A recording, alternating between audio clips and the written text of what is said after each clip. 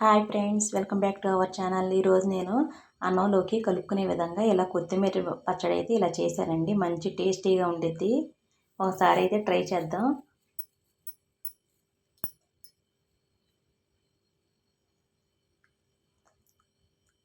కొత్తిమీరని ఫస్ట్ మనం శుభ్రంగా క్లీన్ చేసుకోవాలండి. ఇలా తీసుకునే కొత్తిమీరని ఇందులో ఉన్న మా ఆకులు మొక్కలు ఉంటాయండి చిన్న చిన్నవి, అవన్నీ తీసి వేరే చేసుకోవాలి. వాటిని తీసి పక్కన పెట్టేసుకుందాం. పచ్చిమిరకాయలు ఒక 10 పచ్చిమిరకాయల దాకా తీసుకోవాలండి. పచ్చిమిరకాయలు శుభ్రంగా కడుక్కొని దాన్ని 2 ముక్కలుగా అయితే చేసుకోవాలి. ప్యాన్లో నూనె వేసుకుని ఒక స్పూన్ ఆయిల్ అయితే వేసుకున్నానండి. దానిలో ముక్కలుగా వేసుకున్న పచ్చిమిరకాయలు వేసుకుందాం. వాటిని తెల్ల మచ్చలు వచ్చే వరకు అయితే బాగా వేయించుకోవాలి. ఇలా వేయించుకుంటే సరిపోతుందండి. వీటిని తీసుకుని పక్కన పెట్టేసేద్దాం. ఇప్పుడు ఆ నూనెలోనే ఒక 2 స్పూన్లు మినపప్పు, 2 స్పూన్లు పచ్చిశనగపప్పు వేసి కొంచెం వేయించుకోవాలండి త్వరగా. ఇవి వేసుకోవడం వల్ల మంచి టేస్ట్ అయితే వస్తుంది పచ్చడికి.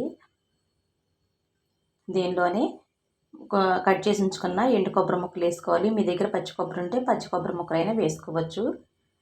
వెల్లుల్లిపాయలు ఇవి కూడా వేసిన తర్వాత కొంచెం బాగా అయితే వేయించుకోవాలి. వేయించుకుని గిన్నెలో పెట్టేసుకుందాం.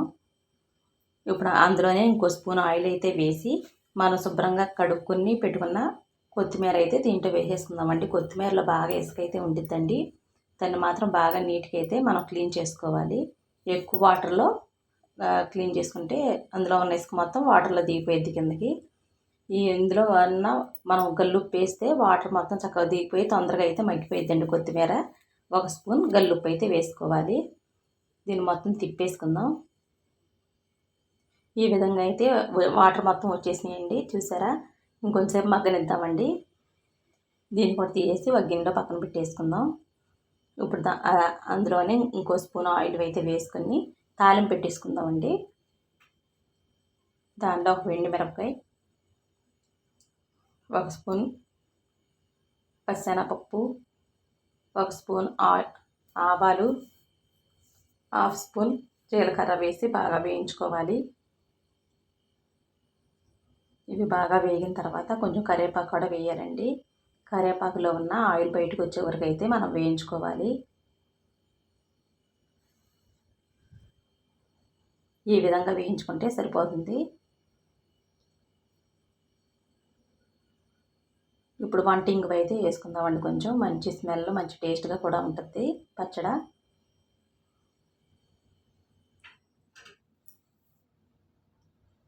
మనం ముందుగా వేయించేసి ఉంచుకున్న పచ్చిమిరకాయలు మిక్సీ అయితే పట్టేసుకుందాము.